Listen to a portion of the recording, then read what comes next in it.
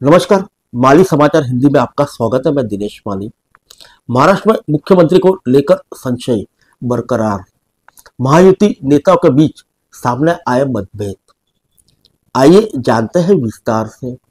महाराष्ट्र विधानसभा चुनाव में भारी जीत के एक हफ्ते बाद भी महायुति गठबंधन सरकार बनाने की प्रक्रिया में उलझी हुई है। इस बीच रविवार को गठबंधन के भीतर से मतभेद सामने आए। महायुति में भाजपा एकनाथ शिंदे की शिवसेना और अजित पवार की राष्ट्रवादी कांग्रेस पार्टी शामिल है। इस गठबंधन को 288 सदस्यीय विधानसभा में 230 सीटों पर जीत हासिल हुई। इसमें भाजपा को 132, शिवसेना को 57 और राष्ट्रीय कांग्रेस पार्टी को 41 सीटें मिली। शिवसेना के विधायक गुलाबराव पाटिल ने रविवार को कहा कि अगर महायुति में राष्ट्रीय कांग्रेस पार्टी शामिल नहीं होती तो एकनाथ शिंदे की पार्टी को 90 से 100 सीटें मिल सकती थी। गुलाबराव पाटिल ने आगे कहा, हमने यानी शिवसेना ने सिर्फ 85 सीटों पर चुनाव लड़ा। अजित दादा के बगैर हम 90 से 100 सीटें जीत सकते थे। शिंदे ने कभी नहीं पूछा कि अजित पवार की पार्टी को उनकी सरकार में क्यों शामिल किया गया। उन्होंने शिंदे की तारीफ करते हुए कहा कि वह एक उदार दिल वाले व्यक्ति है जो शिकायत करने में नहीं बल्कि संघर्ष करने में भरोसा रखते हैं। पाटिल के बयान पर पलटवार करते हुए राष्ट्रीय कांग्रेस पार्टी के प्रवक्ता अमोल मिटकरी ने कहा कि पाटिल को अपनी जुबान पर काबू रखना चाहिए। मिटकरी ने यह कहा कि पाटिल को पहले यह सोचना चाहिए कि उन्हें मंत्रालय में शामिल किया जाएगा या नहीं। इस बार उनके मंत्री बनने की कम उम्मीद है। महायुति के अंदर एक और जुबानी जंग में शिवसेना के विधायक संजय गायकवाड़ ने अपने साथी और केंद्रीय मंत्री प्रतापराव जाधव और भाजपा के संजय कुटे पर निशाना साधा।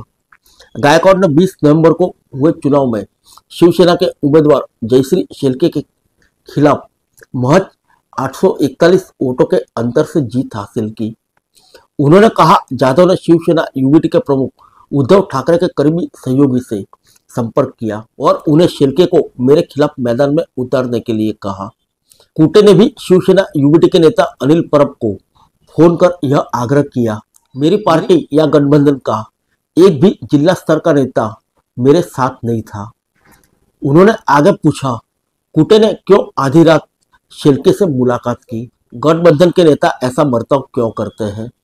जाधव बुल्ढाना से लोकसभा सांसद है और नरेंद्र मोदी सरकार में आयुष मंत्रालय और स्वास्थ्य एवं परिवार कल्याण मंत्रालय के राज्य मंत्री है।